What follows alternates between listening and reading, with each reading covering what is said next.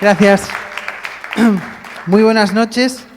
Muchas gracias a todos por venir. Gracias al Ayuntamiento que ha hecho posible otra vez este concierto, otro año más.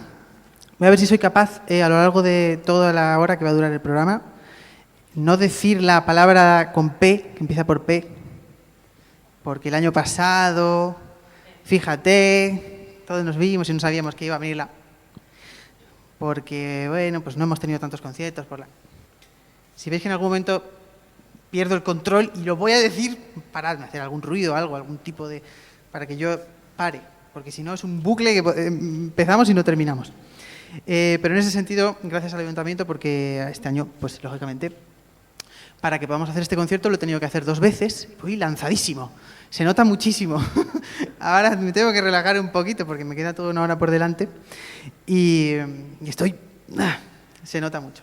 Igual es la solución, ¿no? A lo mejor hay que empezar a hacer los conciertos más cortos, pero más seguidos. Entonces no hay tanto problema, pues como te vas a poner, no te da tiempo a ponerte nervioso, porque como enseguida tienes otro concierto más. Bueno, lo voy a estudiar.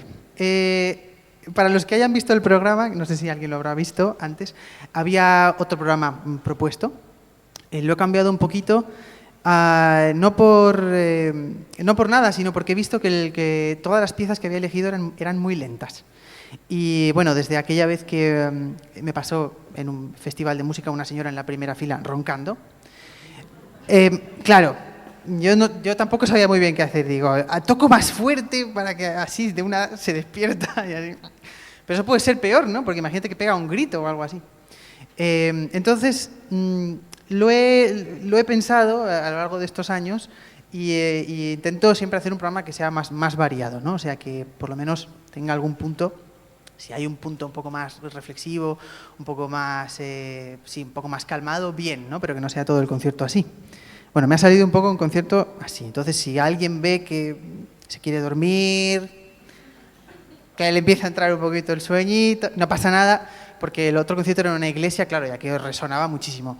Aquí yo creo que si alguien se duerme, más que a lo mejor el que esté al lado, y como hay tantísima distancia, pues nadie se va a enterar. Así que... libres de dormir si hace falta, no pasa nada. Lo importante es disfrutar del concierto y esta pieza es el primer preludio, los preludios escritos en jazz de Gershwin. Y me parecía interesante traerlo, aunque no figura en el programa. De hecho, va a haber algunos cambios en el programa. Había unas obras de Satie, esas no las voy a tocar al final. Y hay algún otro cambio, pero os lo voy anunciando sobre la marcha.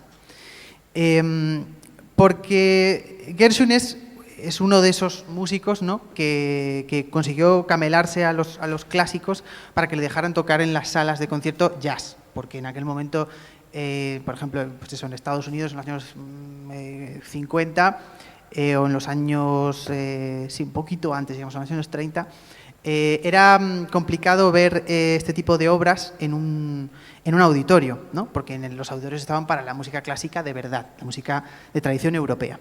Entonces, meter una música tan jazzística no era fácil. De hecho, vamos, no lo hacía nadie. Y uno de los primeros en tener esta dualidad, digamos, con el mundo clásico y el mundo jazzístico es Gershwin, ¿no? Y de hecho hay muchísimas obras de Gershwin, los conciertos para piano, obras sinfónicas, etcétera, que son básicamente un diálogo constante entre la música clásica y el jazz, de manera que no tienen por qué ser dos... ¿Sí? No. Es que voy lanzadísimo, me tengo que relajar. Ese diálogo, digamos, entre la música del momento, que era el jazz, ¿no? En aquel momento. Y ¿es una broma para cámara oculta? ¿No? Vale, sigo. Vale. Entonces, ¿te imaginas? Ya sería, en fin, un cuadro. El concierto se llama Debussy Blues y he empezado así con un poco una estructura de blues, luego esta obra de Gershwin y de alguna manera los otros autores que vienen en esta... ¿Pero es fuera o dentro? Vale. No lo vamos a hacer pasar mal, que no pasa nada. Que se venga también. Bueno, lo dicho, Debussy es también, en ese sentido, un músico que bebe de muchas fuentes, ¿no? Porque él es el primero en incluir música popular del lejano oriente como elementos de música occidental, ¿no? Pues se sienta al piano y a lo mejor toca una escala que es conocida en Sumatra o en Indonesia, pero en Europa en aquel momento, hasta aquel momento nadie la había usado para escribirlo en una partitura, ¿no?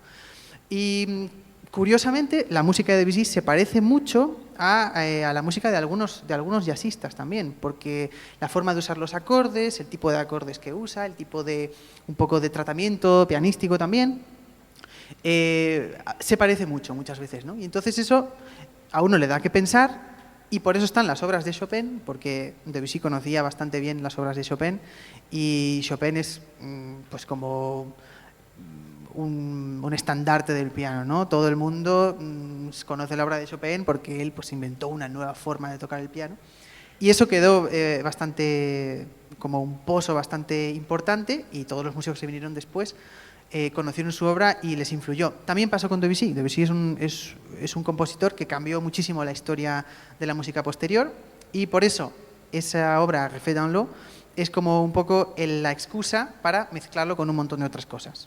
Pues un poquito de Gershwin, un poquito de Chopin y también con Manuel de Falla, porque como muchos otros compositores españoles, Manuel de Falla conoció a Debussy y a otros, a Ravel y otros que vivían en París en aquel momento, y fue determinante también para la música que luego él compuso. De todas maneras, os lo comentaré cuando lleguemos a las piezas.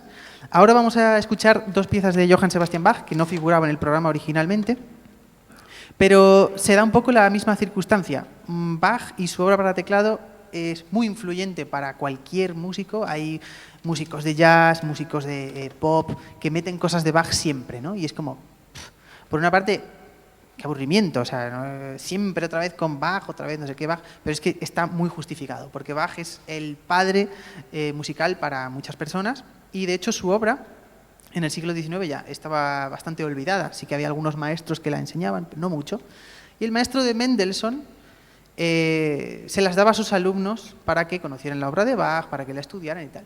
Y de hecho Mendelssohn era muy fan de Bach y consiguió hacerlo de nuevo famoso a mediados del siglo XIX. Lo digo porque también habrá una obra de Mendelssohn que no estaba en el programa, pero bueno, ya lo anunciaré conforme llegue el momento. Vamos ahora entonces con dos piezas de Bach, es el Preludio y Fuga número 5 en re mayor del primer libro del clave bien temperado y luego el rondó de la partita número 2. Son tres piezas, ¿vale? Porque son el Preludio y Fuga y la partita. Digo porque antes lo he tocado y había uno que no sabía dónde aplaudir. Bueno, vaya por delante que si alguien quiere aplaudir en cualquier momento, puede. Nadie no va a saltar ninguna alarma ni nada por el estilo, ¿vale?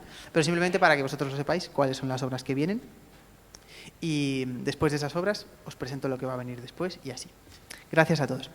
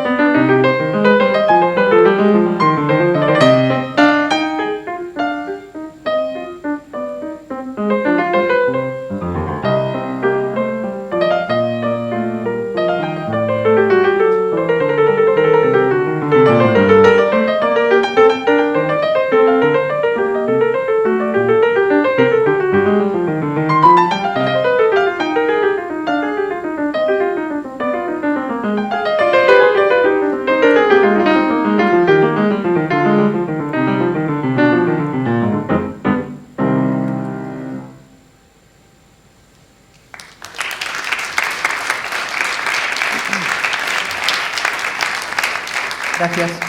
Muchas gracias. Estas son las obras de Bach. Y ahora vamos a pasar. No sé si alguno de vosotros os ha recordado esta primera pieza. No sé si alguien le ha recordado a lo mejor a esto.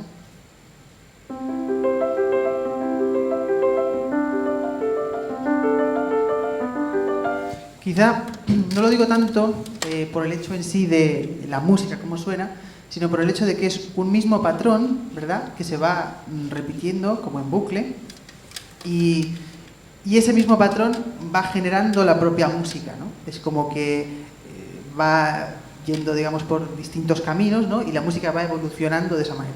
Cuando estaba preparando el concierto, me he dado cuenta que a mí sí me recordaba un poco a esa forma de componer, en la cual uno tiene un patrón, ¿no?, y puede ser un patrón circular,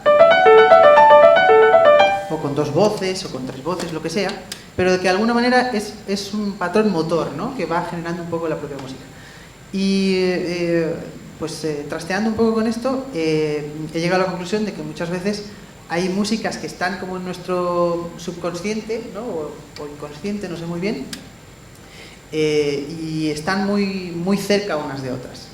Y esto es un poco lo que voy a hacer en la siguiente pieza. Es una improvisación. Voy a tomar ese modelo del preludio número 1 de Johann Sebastian Bach y bueno, a ver qué pasa con eso.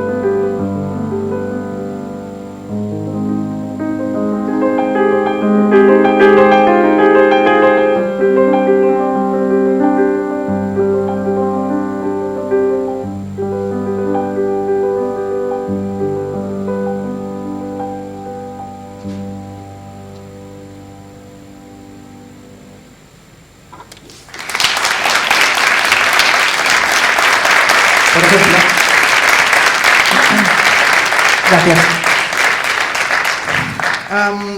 Y ahora sí, volviendo un poco a lo que había sido la idea original del concierto, hay un fenómeno también bastante interesante que se da sobre todo en el siglo XIX, que es el viaje de algunas danzas populares de unos países a otros, ¿no? Lo que vienen ahora son dos mazurcas de Chopin.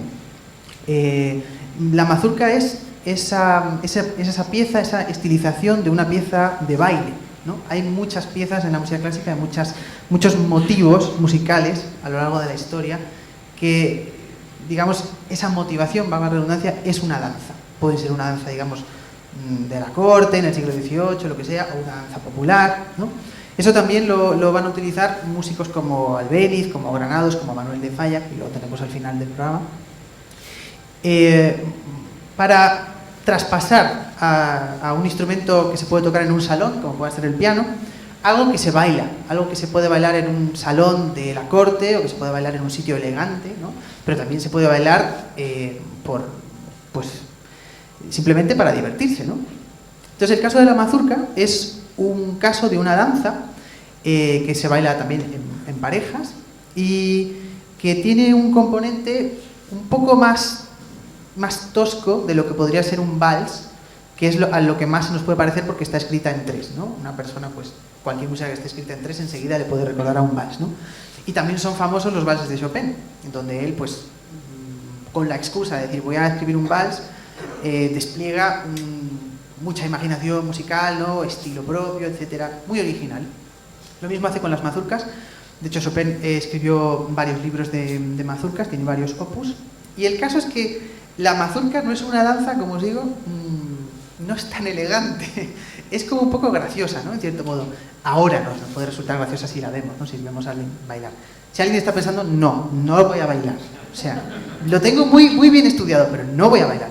Simplemente quiero que os quedéis con esta idea de una danza un poco... no lo he dicho, que el origen es Polonia, ¿vale? Y esta danza va a viajar a otros países, de hecho llega hasta Latinoamérica. Hay evidencia de mazurcas en países como Colombia. ¿Y cómo puede ser, no? Entonces eso nos hace pensar un poco sobre el absurdo de considerar la música o los palos de determinados estilos como algo nacional, como algo propio, porque la música va viajando y depende de con qué personas esté, cómo se transmita o lo que sea, pues una música por lo que sea triunfa más en un sitio, ¿no? Se hace propia y la gente se la apropia y también pasa a formar parte de ellos, ¿no? Ya no es la mazurca polaca aquella, sino que ya pues le habrán añadido todo lo que fuera o le habrán cambiado lo que sea, pero ya es la mazurca de esa otra gente, ¿no? Que también la tiene y es suya. Entonces es interesante, de hecho hay una charla de Jorge Drexler sobre este tema, alguno quizá la ha escuchado, sobre cómo una misma pieza en un sitio se llama, o un mismo tipo de música, más que una pieza, se llama de distintas maneras y al final es lo mismo, ¿no? Bueno, pues estas mazurcas de Chopin son piezas conocidas para el repertorio de cualquier pianista. No sé si a vosotros os sonarán ahora cuando las toque. Pero hay gustos, ¿no? Se puede pensar más estilizado, se puede pensar más como es la danza en sí, con muchos saltos y tal. Pero el caso es que ahí está la partitura, cada uno lo puede tocar como más o menos estime conveniente, ¿no? En el sentido de que si uno se encuentra más bailarín un día, pues igual le da por hacerlo un poco más rítmico, ¿no? Igual se encuentra uno más triste, más melancólico, pues le da por tocarlo más íntimo. Así que estas dos son las mazurcas de Chopin. La primera está en do mayor y la segunda está en si menor. Un dato que a vosotros os interesa muchísimo, seguramente. Si hay algún musicólogo en la sala. ¿Hay algún musicólogo en la sala? Espero que no. Porque es como, no, tú dilo siempre por si acaso alguien te pregunta. Digo, ¿quién te va a preguntar si estaba en do mayor o en si menor? Pero es interesante porque las dos que venían en el programa estaba cada una en una tonalidad. Una estaba en do, otra estaba en si, otra estaba en la menor y la última estaba en sol. Pero como no las voy a tocar, no pasa nada. Pero simplemente la idea estaba. Así que ahora vamos con estas dos mazurcas de Chopin y espero que os gusten.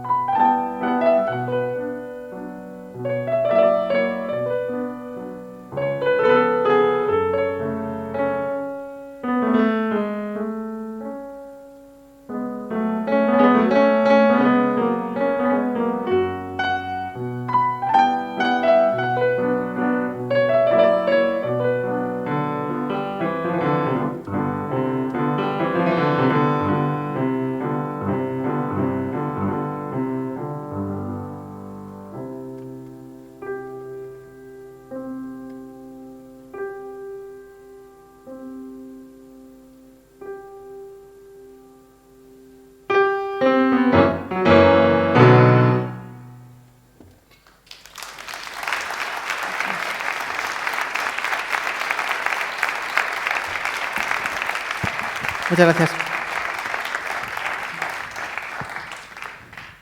Bien, ahora viene la que es la obra central del programa, la que es la excusa para el título. Es la obra de la que he hablado un poquito antes, esta obra de Debussy.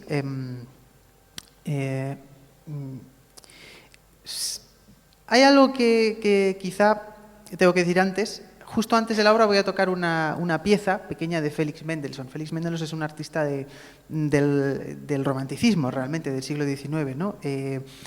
Mucho antes que Debussy empezara a componer y compusiera. Y este fue Mendelssohn el que trajo esta nueva moda de Bach en el siglo XIX. Entonces, bueno, como veis, todo tiene algún tipo de relación. Quizá un poco lejana, pero todo está más o menos relacionado. ¿Por qué me interesa la pieza de los reflejos en el agua?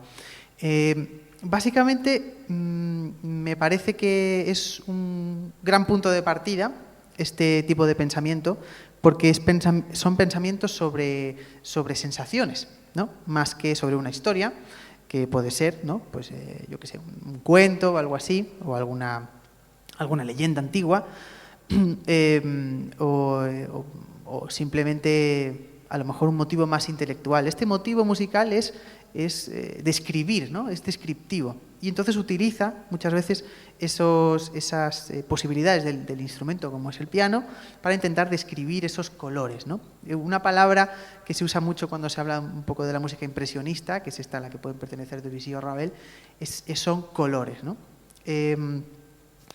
Y justamente la obra de Mendelssohn, que viene antes, es una obra de un conjunto de obras que tiene que se llama Canciones sin palabras.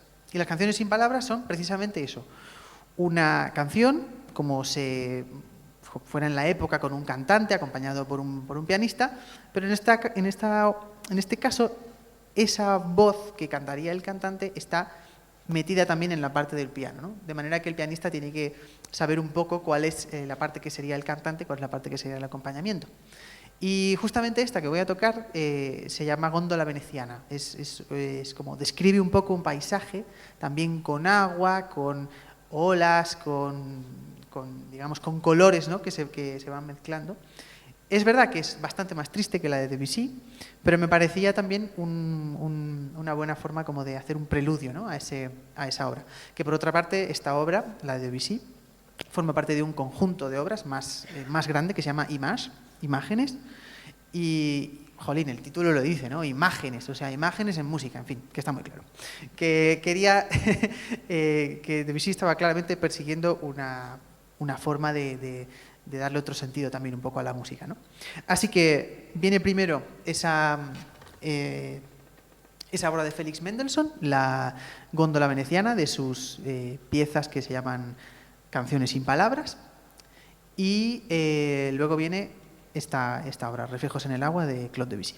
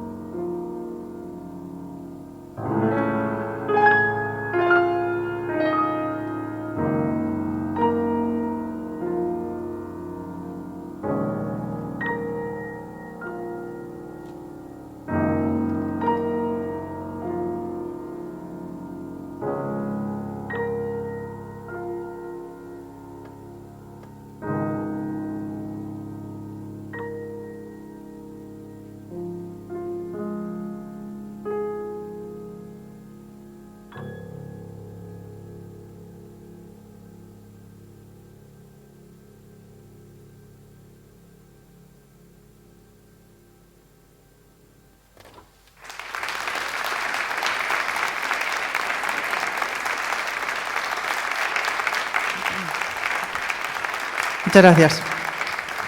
Muchas gracias. Una cosa solo que comentar, porque he hablado antes de Mendelssohn, lo he dicho lo más importante. Hace como un mes y medio me llamaron de una semana para la otra para montar un concierto sobre Mendelssohn. Yo no había tocado nada de Mendelssohn, nada, absolutamente. Y entonces, ¿qué le dije al señor? Sí, sí, cuenta con ello. Para la semana que viene lo tienes.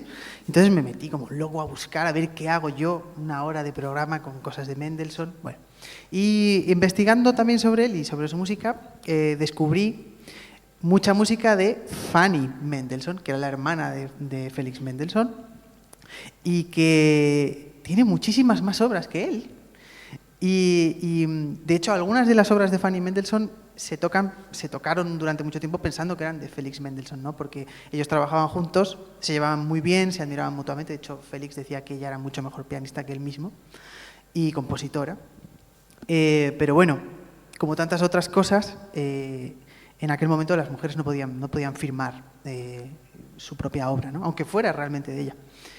Entonces, simplemente, como fue por casualidad, yo sí que conocía 3 o 4 obras de Fanny Mendelssohn, pero no tenía ese concepto, ¿no?, de ella como compositora.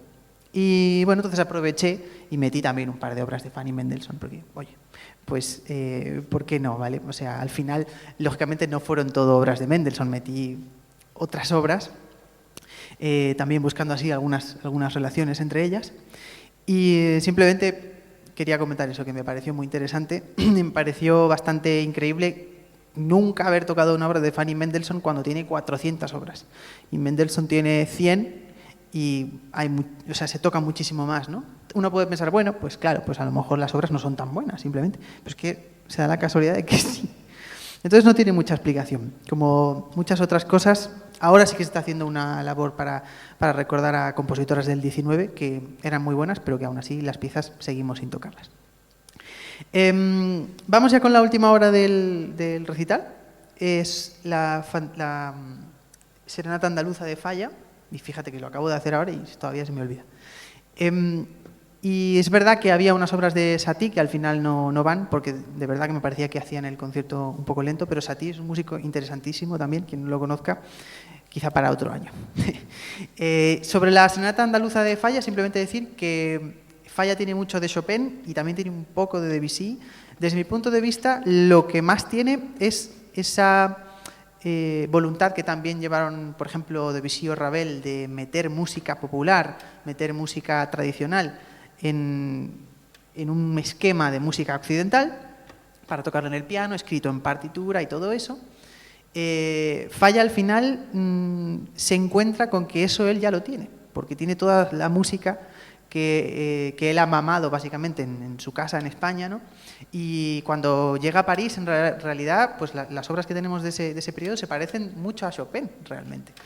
Y estaba como buscando un poco su propio estilo, ¿no? Hasta que en un momento dado decide tirar por ahí, ¿no? También siguiendo el consejo de algunos otros compositores, que les gustaba mucho esas cosas exóticas, ¿no? Como podía ser el flamenco, podían ser los ritmos del sur de España. Así que Falla se pone con eso y realmente a partir de ahí es donde hay un desarrollo importantísimo de él como compositor y como músico, vamos, con una composición muy imaginativa, también una orquestación muy rica. Y esta pieza realmente también es una pieza de juventud, de manera que podemos ver un poco esa relación con las piezas que hemos escuchado antes de Chopin, donde escuchamos un motivo popular, ¿no? Pero al mismo tiempo ya son piezas estilizadas para tocar en el piano y uno que toque bien pues va a sonar bonito, no que no va a ser ahí aporreando el piano. Lo que a veces pasa un poco con el concepto que tenemos de música popular, ¿no? Así que tenemos todos estos músicos que han hecho música popular, música clásica basándose en música popular, y yo cada vez descubro más y me parece muy interesante. Así que esta Serenata Andaluza tampoco la había tocado nunca y me llamaron para hacer un concierto con unos músicos árabes. Tienes que tocar algo corto que ejemplifique un poco el puente entre el mundo español y el árabe, ¿no?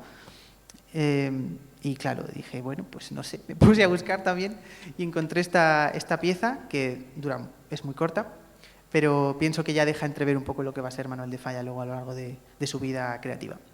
Así que nada, espero que os guste y muchas gracias.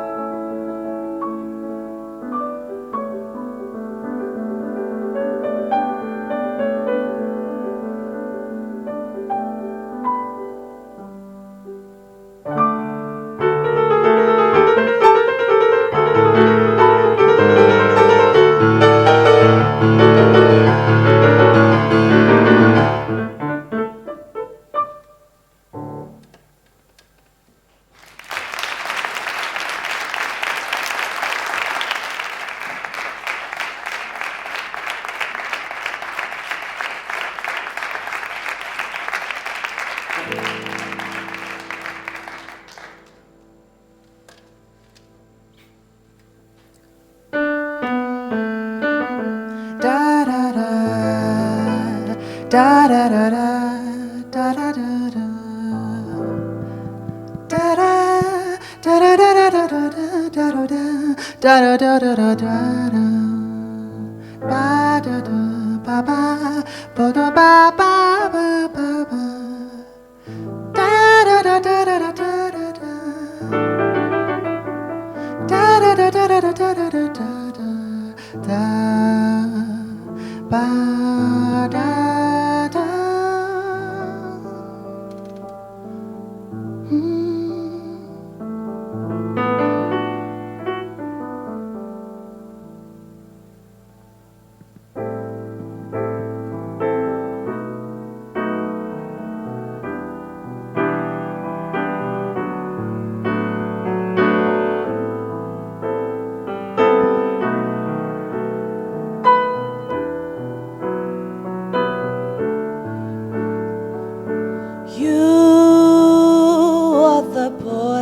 I knew.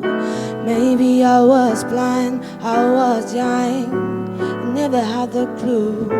You were the topic of my lunchtime. I bought a guess about a child. Get upset when you didn't text back. I was warned by my brothers to find another lover. Stop falling for this boy. Or did he want the same as me? And I was wrong by my brother to find another lover. Stop falling for these boys. Or did he want the same as me? And we are wonder, teenage fantasy. Whatever we can have it. When we got it, we don't seem to want to. Yeah, we are wonder, teenage fantasy. Whatever we can have it. When we got it, we don't seem to want to. I got a lot of things to do. What if I'd have been a fool? I thought it wasn't love with you. I need to find it for myself. Somebody love me, 'cause at the moment I don't know me. I was told by my father, if I look into the future, do I really see this boy that I think I'm falling for? I was told by my mother, if I look into the future, do I really see this boy that I think I'm falling for? We are wonder, teenage fantasy. Whatever we gon' have it. When we got it, we don't seem to want to.